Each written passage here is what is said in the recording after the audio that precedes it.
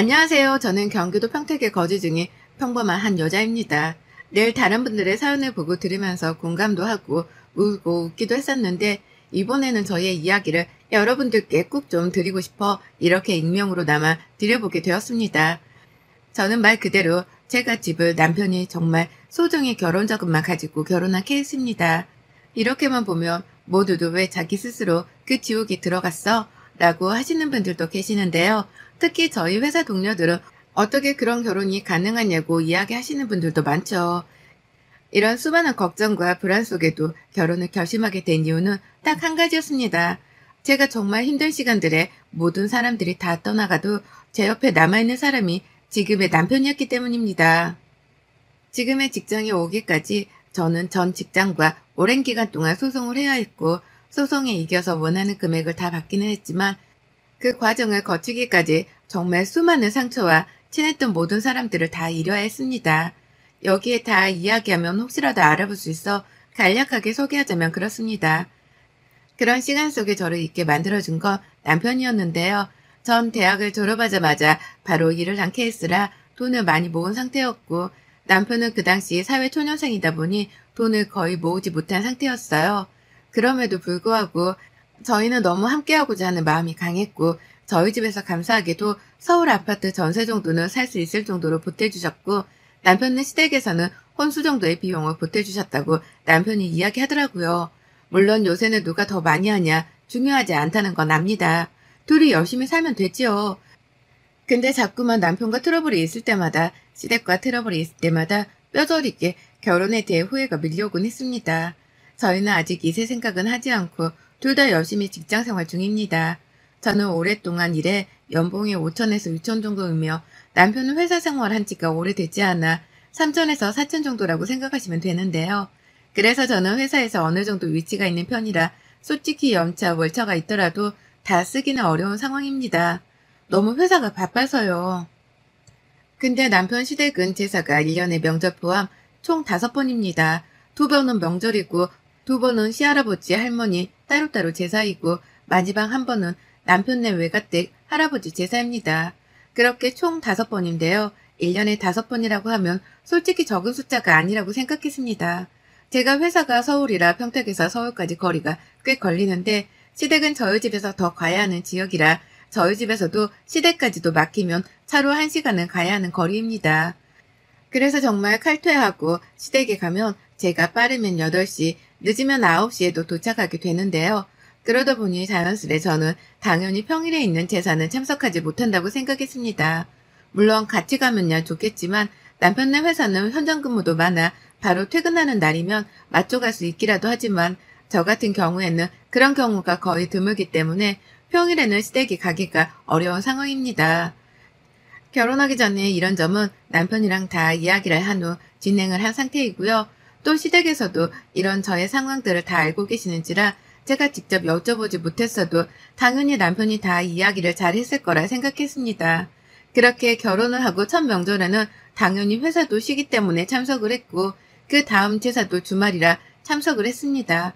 근데 문제는 평일에 제사가 있어서 제가 남편한테 이번에는 못 참석할 것 같다. 여보만 참석해야 할 것 같다고 분명하게 이야기를 전했습니다. 회사가 너무 바쁜 상황이라 빠지기가 힘들고 주말에는 계속 내가 참석하지 않았느냐. 그러니 어머님 아버님께 말씀 좀 잘 전해달라고 했죠. 그렇게 남편이 알겠다고 했고 제사에 혼자 다녀왔는데요. 문제는 그 다음날 어머님께 갑자기 전화가 왔더라고요. 우선 안부 인사와 함께 제사를 못 가서 죄송하다고 말씀드렸고 퇴근하고 오니 너무 늦은 시간이라 따로 연락을 못 드려 오늘 퇴근하고 전화드리려고 했다고까지 말씀을 드렸습니다. 그랬더니 어머님은 아무리 그래도 시댁 제사에는 얼굴이라도 비춰야 하는 게 아니냐면서 말씀하시더군요. 그러시더니 서운하고 자기가 며느리가 둘도 아니고 하나인데 이래서야 되겠냐면서 아들이 혼자 와서 있는데 호래비도 아니고 결혼했는데 너무 마음이 아프다면서 계속 말씀하시더군요. 일단 죄송하다. 다음에는 꼭 참석해 보도록 하겠다 하고 끊었는데 분명 결혼하기 전 저의 상황을 남편도 잘 알 텐데 중간에서 이야기를 잘 하지 못했나 라는 생각도 들곤 했어요. 그리고 그날 저녁 남편이 일찍 퇴근했길래 어머님 전화 와서 이렇게 말씀하시는데 나의 상황에 대해서 잘 말씀드렸냐고 물어봤죠. 근데 남편이 하는 말은 정말 황당했습니다. 그냥 너 바빠서 못 와. 라고 했는데 라고 하더라고요. 그럼 당연히 어머님, 아버님 입장에서는 제가 갈 수 있는데 꼭 일부러 못 가는 것처럼 보일 수 있지 않느냐 라고 덧붙이니 남편은 그럼 네가 전화 한 통 드리지 엄마가 전화하기 전에 라고 하더라고요. 그 말이 참 황당했습니다. 결혼하기 전에는 저에게 제사 그런 거 신경 쓰지 말라고 다 자기가 알아서 하겠다고 할 땐 언제고 이제 와서 저보고 왜 전화를 먼저 안 드렸냐고 하니 괜시레 서운해지더라고요. 물론 결혼하면 그 집 귀신이 된다는 말도 있잖아요. 근데 요새는 그런 것도 아니고 이렇게까지 부담을 주니 저로서는 굉장히 마음이 씁쓸하더라고요.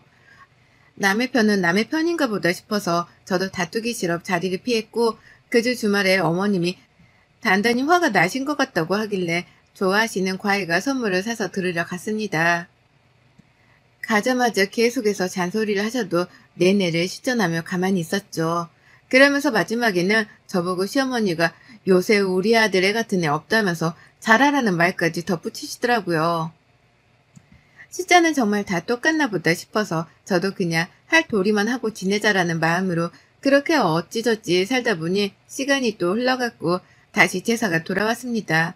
이번에도 보니 딱 금요일이라 정말 바쁜 시기였지만 또 안 가면 지금보다 잔소리가 더 많아지시겠구나 생각해서 회사에 이야기를 하고 월차를 내기로 했습니다. 못다한 일은 집에서 하는 걸로 대체하기로 했고요. 그렇게 만반의 준비를 하고 제사를 어머님이랑 준비하는데 갑자기 친정에서 저희 아버지가 쓰러지셨다는 이야기를 듣고 준비하다 말고 달려나갔습니다. 아빠가 당뇨를 오래 앓으셨는데 요새 스트레스 받는 일이 많으셨는지 과로를 해서 쓰러지셨더라고요. 다행히 큰일은 없어 얼굴만 뵙고 다시 시댁으로 달려갔습니다. 시댁으로 갔더니 제사가 거의 끝나서 치우는 분위기이길래 어머님 아버님께 정말 죄송하다라고 말씀드리고 저도 같이 뒷정리를 하려고 하고 있었어요. 그랬더니 어머님이 제가 그릇을 드는 손을 팍 하고 치시더니 너는 우리 며느리도 아닌데 왜 하려고 하니? 라고 하시더라고요. 처음에는 장난하시는 줄 알고 죄송하다고 아빠가 갑자기 쓰러지는 바람에 제가 안 가볼 수가 없었다 라고 말씀드리니 저보고 집에 가라고 하시더군요. 그러더니 제 짐이랑 신발을 현관 밖으로 휙하니 던지시는 거예요. 남편이랑 아버님이 뭘 그렇게까지 하냐면서 어머님한테 이야기를 했지만 듣는 채도 안 하시고 제 신발과 짐 밖에 놨으니 가져가라고요. 흘러나오는 눈물을 참고 맨발로 밖으로 나가 신발을 신고 그대로 택시를 타고 집으로 왔어요. 돌아오는 택시 안에서 한참을 꺼이꺼이 울었던 것 같아요. 내가 뭘 잘못했을까 싶기도 하고 정말 이 결혼 생활 유지하는 게 맞는 건가 싶기도 했죠. 그렇게 집에 와서 샤워하고 누워있는데 남편이 돌아와서는 엄마가 좀 너무했다. 내가 따라가려는데 자꾸만 엄마가 잡아서 못 갔다. 지금 장이라는 어떠시냐? 나도 가봤어야 하는데 미안하다. 라고 했지만 저는 그 말로는 제 마음이 풀리지 않더군요. 그리고 그 다음날 어머니께서 전화를 하셨는데 받지 않았습니다. 또 저녁에도 왔지만 받지 않았더니 이번엔 남편에게 와서 저보고 퇴근했냐고 바꿔달라고 하는 것 같길래 침대에 누워 자는 척을 했죠. 며칠 동안 어머님 전화를 피하다시피 하니까 남편을 달달 볶아서 저를 바꿔달라고 하시는 것 같았어요. 그렇게 피하던 전화를 받았고 어머님의 첫마디는 너 애가 왜 이렇게 소심하니? 라는 말이었어요. 고작 그랬다고 삐져서는 너는 시애미 전화도 안 받니? 라면서요. 그러더니 한다는 소리가 저보고 이번 주말에 만두를 빚으려고 하니 오라는 이야기를 하시더군요. 처음에는 몸이 안 좋아 못 갈 것 같다 말씀드리니 그럼 저녁이라도 오라고 계속 끈질기게 전화도 끊지 않고 말하시더라고요. 그냥 알겠다고 끊고 침대에 한참을 멍하니 있었네요. 주말이 되고 정말 가기 싫은 몸을 이끌고 시댁으로 넘어갔어요. 만두 장사를 하려고 하시는 건지 정말 만두 피부터 쫙 늘어놓으신 걸 보니 솔직히 좀 짜증이 나더라고요. 직장인들은 주말에 가장 낙인데 그 낙에 매주같이 시댁에 와서 이런 거나 하고 있는 팔짱가 싶어서요. 원래 잘 참는 성격이라 남들한테도 뭐라 하는 스타일이 아니고 또 일에도 궁시렁거리는 스타일이 아닌데 저도 모르게 하면서 계속 중얼중얼하게 되더라고요. 그리고 만두피를 만들고 있는데 어머님이 저에게 연봉을 물어보시더라고요. 그래서 제가 연봉에 대해서 꼭 말씀드려야 하냐고 했죠. 아니 너는 시어머니가 물어보면 왜 자꾸 따박따박 말대꾸를 하는 거냐. 도대체 어디서 배운 짓거리야 정말? 이러시는데 순간 너무 화가 나서 저도 모르게 처음으로 자꾸 곤란한 질문만 그렇게 하시는데 어떻게 대답을 해요? 이라고 했더니 어머님은 지금 또 말대꾸를 하는 거냐면서 궁시렁궁시렁 하시더군요. 더 이상 이야기를 하면 저도 표정 관리가 안 될 것 같아 잠깐 화장실 다녀오겠다고 하고 화장실에서 심호흡을 했죠. 그 뒤로 묵묵히 주어진 일만 했고 다 만들고 식사까지 마친 후에 설거지와 뒷정리를 하고 있는데 또 어머님이 옆에 오셔서 되지도 않는 이야기들을 늘어놓으시더라고요. 아니 내 친구 며느리가 이번에 뭐라 그랬더라? 어디서 명품백을 선물했다고 하더라. 아니 내 친구 며느리가 시어머니랑 같이 마사지 받으려고 이번에 코로나 괜찮아졌다고 괌 가자고 비행기표까지 끊어줬더라. 어떤 며느리는 이렇더라 저렇더라 하시더군요. 그 말을 내내 저도 나중에 어머님 생신 때 남편이랑 말해서 갖고 싶은 가방 있으시면 사드릴게요. 최대한 좋게 말씀을 드렸어요. 그러다 갑자기 저보고 너네 아빠는 이제 괜찮냐? 라고 물어보시더라고요. 그래서 그래도 걱정은 해주시나 보다 해서 많이 괜찮아지셨다. 다시 혈당 관리하고 계신다라고 말씀드렸더니 시어머니가 그 뒤로 한다는 소리는 정말 입에 담을 수 없는 말이었어요. 아니 너네 아빠는 왜 꼭 그날에 쓰러지고 하신대냐? 제사인데 딸 고생할까봐 그러셨나? 눈치가 없으시네 참. 라고요. 설거지하고 있는 제가 그릇을 깨먹을 정도로 너무 놀라 아무 말도 못하고 있었어요. 그냥 농담한 건데 왜 정색하냐 너는 이러시는데 어머님 해도 될 농담이 있고 안 해도 될 농담이 있잖아요. 제가 저희 집 제사 지내는 날 어머님 쓰러졌는데 저희 부모님이 그렇게 말씀하시면 어머님은 그럼 농담으로 받아들일 수 있겠어요? 저도 아빠들만 눈치가 없으니 당분간은 시댁에 오라고 하실 때 남편만 보낼게요. 하고 그대로 나와버렸어요. 남편이 와서 하루 종일 미안하다고 엄마가 토가 지나쳤다고 빌었지만 제 마음은 이미 다친 상태라 남편과도 말을 섞고 싶지가 않았어요. 그렇게 시댁에서 오는 전화는 다 차단하고 남편에게도 다시 한번 어머님 나 전화 바꿔주면 그대로 이혼할 줄 알라고 했죠. 단단히 선언을 하고 퇴근 후에 남편이 회식한다길래 혼자 먹고 싶은 음식을 시켜 먹으면서 집에 있는데 누가 띵동 하더라고요. 보았더니 어머님이시길래 문 안 열어드렸어요. 계속 한 10번을 띵동 하시는데 그래도 끝까지 안 열어줬어요. 저보고 있는 거 알고 왔다고 하시면서 소리를 고래고래 지르셔도 안 열어드렸어요. 그렇게 가신 것 같아 있는데 남편한테 전화가 오더라고요. 아니 엄마 갔는데 문 안 열어줬어? 엄마가 너한테 사과하고 싶다고 계속 그래서 나 오늘 회식이라니까 너랑 저녁 먹으러 간 것 같은데 문까지 안 열어주는 건 좀 너무했잖아? 남편 말을 너무 황당해서 똑같이 이야기해줬어요. 너희 엄마 우리 집에 와서 문 안 열어줘서 마음은 아프고 너는 네 와이프가 니네 엄마한테 매일 당하는 건 마음이 안 아프니? 라고요. 그랬더니 아무 말 안 하길래 오늘은 집에 들어오지 말고 다른 데서 자라고 하고 문까지 걸어 잠그고 하루가 지나갔어요. 그 하루 동안 아무래도 더 이상 이러면 안 되겠다 싶더라고요. 뭔가 다른 방도가 필요할 것 같아 회사에서 퇴근하고 곧바로 시댁으로 달려갔어요. 남편에게 시댁으로 오라는 말만 남긴 채요. 시댁에 갔더니 시어머니가 네가 그래봤자 별 수 있냐면서 제발로 네가 사과를 하러 와야겠지. 이러시면서 또 코웃음을 치더군요. 시어머니 면전에 대고 준비해온 이혼 서류를 뿌려드렸어요. 그랬더니 무슨 짓이냐고 네가 미쳤냐고 하셨지만 그 서류부터 꼼꼼히 보시라고 그랬죠. 그랬더니 네가 이혼해봤자지. 그 집에서 너 몸만 나가면 된다면서 하시길래 그 집은 제가 해온 집인데 왜 제가 나가요 어머님? 이라고 했죠. 그랬더니 그게 무슨 너네 집이냐면서 우리 아들이 마르는 집이라면서 펄쩍펄쩍 뛰더군요. 그때 참 가소로웠어요. 어머님 무슨 말씀이세요 도대체? 지금 귀가 혹시 안 들리시는 건 아니시죠? 지금 살고 있는 저희 집 저희 친정에서 해주신 거예요. 명의도 제 명의인데 모르셨어요? 남편이 쪽팔려서 말 안 했나 보네요. 라고 했죠.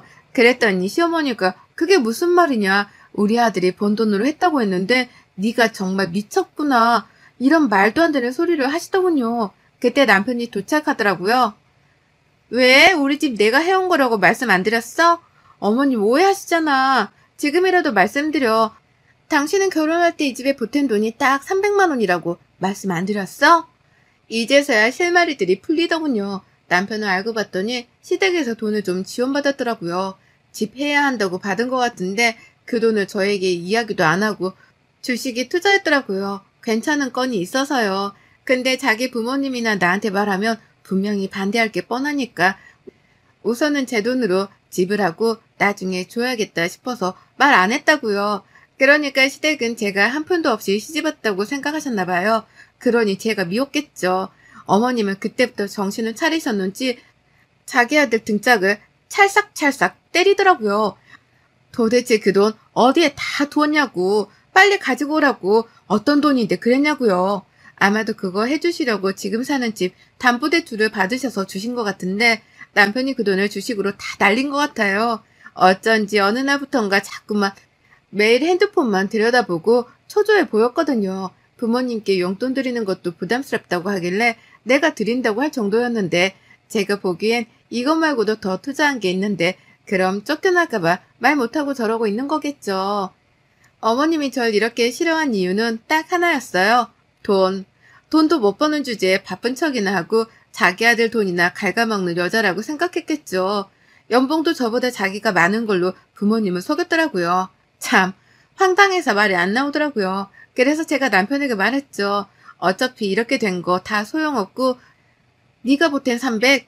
아니다. 혼수까지 네가 했으니까 그 돈까지 쳐서 줄 테니까 나가라고요. 그리고는 어머님께 말씀드렸어요. 어머님은 세상 물정을 너무 모르시는 것 같으셔서 말씀드리는 건데 요새 택배에는 반품 서비스가 굉장히 잘 되어 있어요. 반품하는 거 전혀 어렵지 않으니까 어머님 사랑하는 아들 평생 반품시킬게요. 한번 끼고 잘 살아보세요. 그리고는 휙하니 시댁에서 나가려는데 남편은 무릎 꿇고 울며 불며 빌고 어머님은 자기가 오해했다면서 사과하시는데 그게 말이 되나요? 제가 돈을 많이 했든 적게 했든 사람으로서 하지 말아야 할 일들을 하시는 게 저는 사람이라 잘 이해가 가지 않는다고요. 법원에서 보자고 하고 그렇게 나왔어요. 그날 이후로 남편 짐은 모조리 싸서 보냈어요. 돈도 입금했고요. 집안에 있는 비밀번호도 모조리 다 바꾸었죠. 매일매일 전화에 문자에 집까지 찾아와 지금 집은 내놓은 상태예요. 전세였기 때문에 복비는 물고 나가야 하지만 그래도 차라리 복비 물고 모르는 대로 이사가는 게 나을 것 같더라고요. 근데 남편이 끝까지 이혼을 안 해주겠다고 버티고 있는 터라 변호사까지 고용해 소송을 시작했어요. 그랬더니 어머니께서 꼭 만나서 할 말이 있다며 찾아오셨더라고요. 더 이상 저는 할 말이 없다고 해도 무자비하게 밀고 들어오시길래 딱 할 말만 하고 가세요 라고 했죠. 그때부터 눈물바람으로 저를 설득하려고 하는데 참으로 황당하더라고요. 아직까지도 자기 아들이 가장 최고라고 생각하고 말씀하시는데 일부러 제 물컵에 있는 물을 쏟았어요. 그리고는 어머니께 말씀드렸죠. 어머님, 제가 어머님 말씀하시는데 눈치가 없었네요. 근데 이 물 좀 닦아주시겠어요? 무슨 말이니 그게? 내가 왜 그 물을? 아니 지금 저한테 비시는 입장인데 이런 것도 못하세요? 저한테 늘 그러셨잖아요. 우리 아들이 너보다 훨씬 잘났으니 네가 지고 살아야 한다면서요.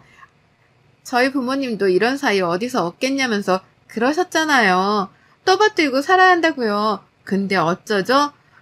저 어머니 아들보다 돈도 더 잘 벌고 돈도 훨씬 더 많고 전 앞으로도 올라갈 일이 태산인데 어머님 아들은 제가 보기에는 회사 생활 오래 못할 것 같아요.